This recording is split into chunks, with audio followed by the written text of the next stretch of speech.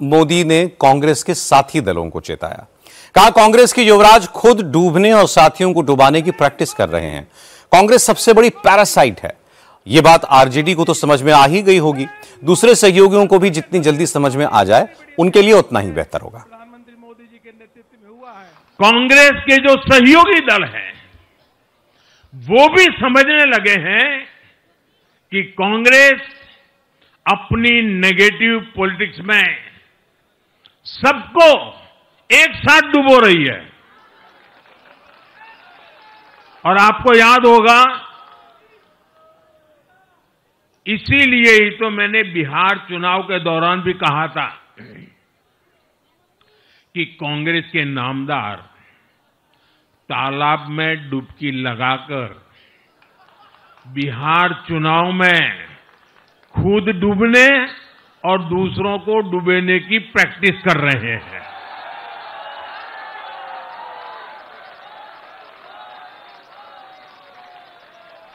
साथियों, मैंने पहले भी इसी मंच से कांग्रेस के सहयोगियों को चेताया था।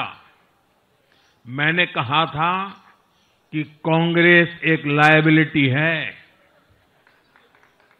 कांग्रेस एक ऐसी परजीवी है जो अपने सहयोगियों के वोट बैंक को निगलकर अपनी वापसी करना चाहती है।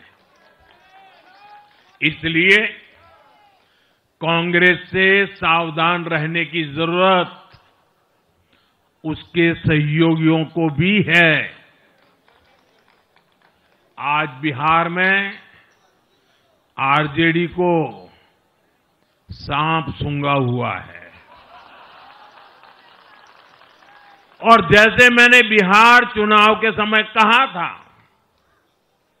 बहुत जल्द दोनों का झगड़ा अब खुलकर सामने आने वाला है।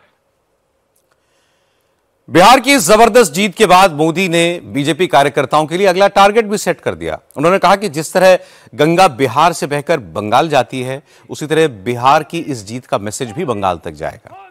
बिहार ने जिस तरह जंगल राज की वापसी को नकारा, उसी तरह बंगाल भी जंगल राज वाली सरकार को उखाड़ फेंकने के लिए अब तैयार है। आज की इस विजय ने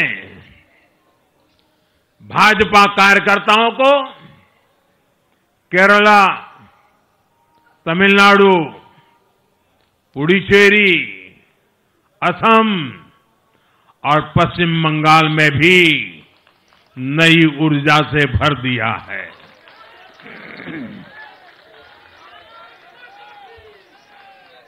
और हां, गंगा जी यहां बिहार से बहते हुए ही बंगाल तक पहुंचती है।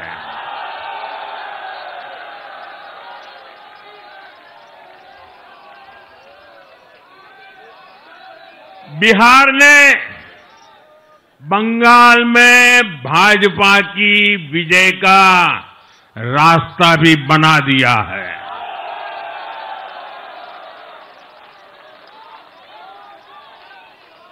मैं बंगाल के भाइयों बहनों को भी आश्वस्त करता हूं, अब भाजपा आपके साथ मिलकर पश्चिम बंगाल से भी जंगल राज को उखाड़ फेंकेगी।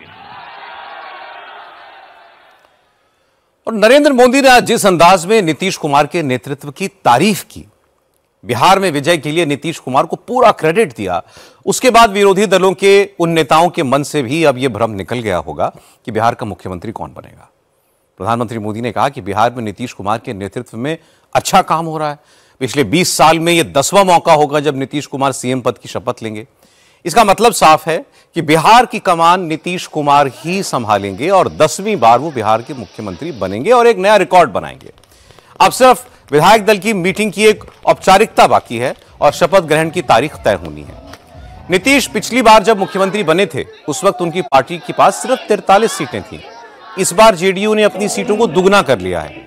85 सीटें जीतकर जेडीयू ने अपने चुनावी इतिहास की दूसरी सबसे बेस्ट परफॉर्मेंस दी है।